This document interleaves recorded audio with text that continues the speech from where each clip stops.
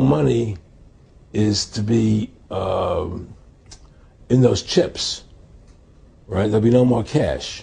And this is giving me straight from Rockefeller himself. This is what they want to accomplish. And all money will be in your chips. And so instead of having cash, anytime you have money in your chip, they can take out whatever they want to take out whenever they want to. If they say you owe us this much money in taxes, they just deduct it out of your chip digitally. Total control. Total control. And if you're like me or you, and you're protesting what they're doing, they can just turn off your chip. And you have nothing. You can't buy food. You can't do anything. It's total control of the people. And that chip's connected to a database that has your purchasing records, what you do, what everything, you sell. Everything is in there, you know? And so they want a one world government controlled by them, everybody being chipped, all your money in those chips, and they control the chips, and they control people. And you become a slave. You become a serf to these people. That's their goal. That's their intentions. Eric, can you be specific about when you met Rockefeller, how it happened in these discussions? I met Rockefeller through a female attorney I knew who called me up one day and said, one of the Rockefellers would like to meet you. I had made a video called Mad as Hell, and he'd seen the video and wanted to meet me and knew I was running for governor of Nevada. So sure, I'd love to meet him. And I met him, and I liked him, and he was a very, very smart man. And we used to talk and share ideas and thoughts. And he's the one who told me 11 months before 9/11 ever happened that there was going to be an event. Never told me what the event was going to be, but there was going to be an event. And out of that event, we were going to invade Afghanistan to run pipelines from the Caspian Sea. We were going to invade Iraq, you know, to take over the oil fields, establish a base in the Middle East, and make it all part of the New World Order. And we'd go after Chavez in Venezuela. And sure enough, later 9/11 happened. And I remember he was telling me how how you're going to see soldiers looking in caves for people in Afghanistan and Pakistan and all these places. And there's going to be this war on terror, which is no real enemy.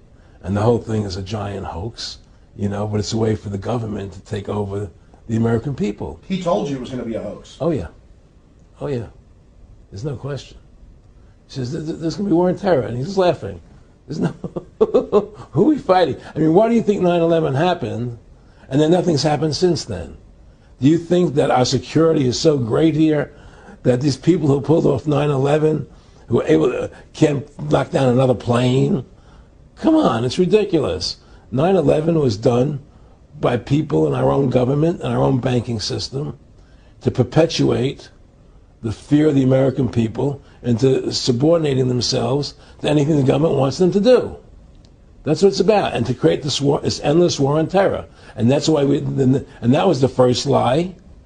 And the next lie was going into Iraq, you know, to get Saddam Hussein out with his weapons of mass destruction.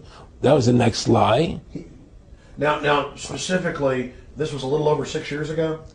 This was 11 months before 9/11. Yeah. And Nick Rockefeller, he's a lawyer. He's become your friend over the previous years, and he's saying to you that there's going to be this big event, and then out of that we're going to have a war on terror, and it's just going to go on and on. Right.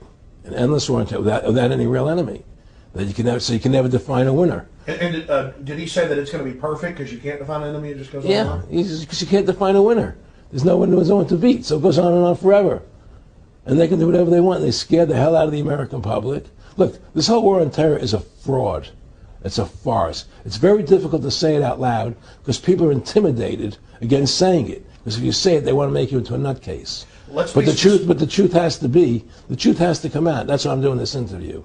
The fact of the matter happens to be that the whole war on terror is a fraud. It's a farce. Yeah, there's a war going on in Iraq because we invaded Iraq. And people over there fighting, you know. But the war on terror, that's a joke, you know. And until we discover what really happened on 9/11 and who was responsible for 9/11, because that's where the war on terror emanates from. That's where it comes from. It was 9/11 that allowed this war on terror to begin. And until we get to the bottom root of 9/11, the truth of 9/11, we'll never know about the war on terror.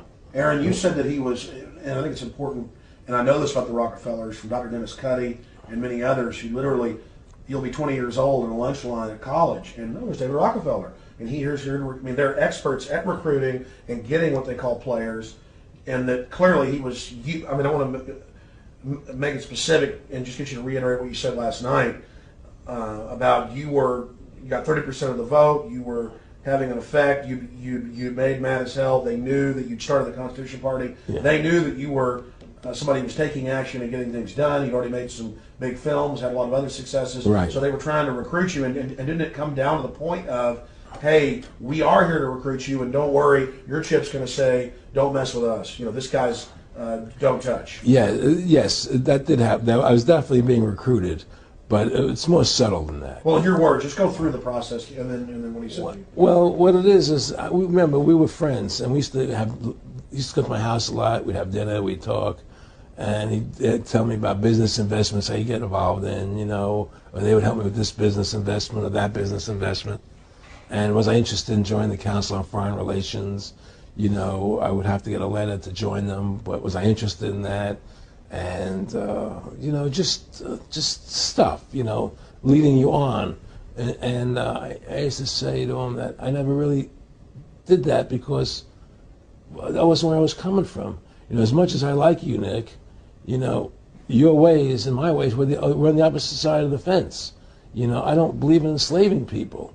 And he would come back with, "Oh, I do." Or? Well, it would be more like it's better for them.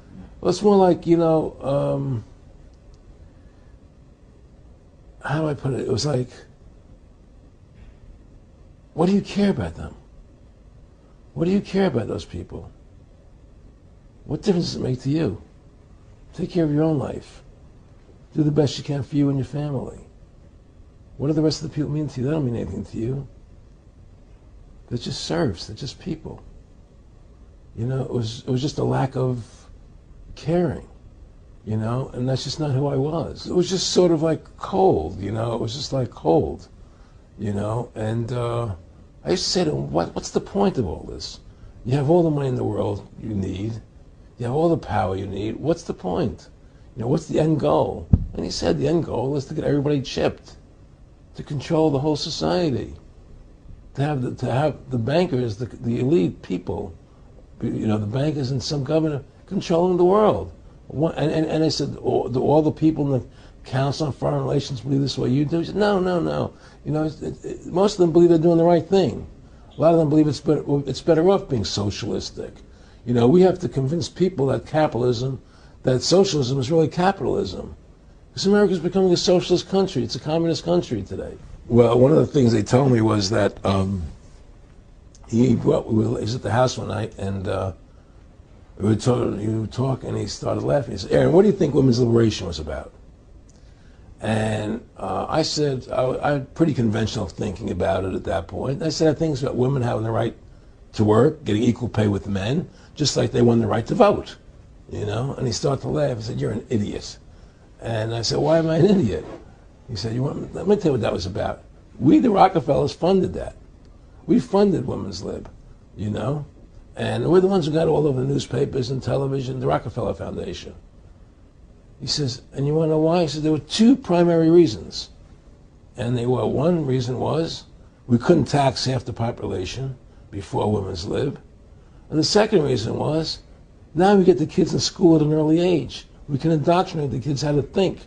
It breaks up their family. The kids start looking at the state as the family, as the school, as the officials, as their family, not as the parents teaching them. And so those are the two primary reasons for Women's Lib, which I thought up to that point was a noble thing. When I saw their intentions behind it, where they were coming from when they created it, the thought of it, I saw the evil behind what I thought was a noble venture.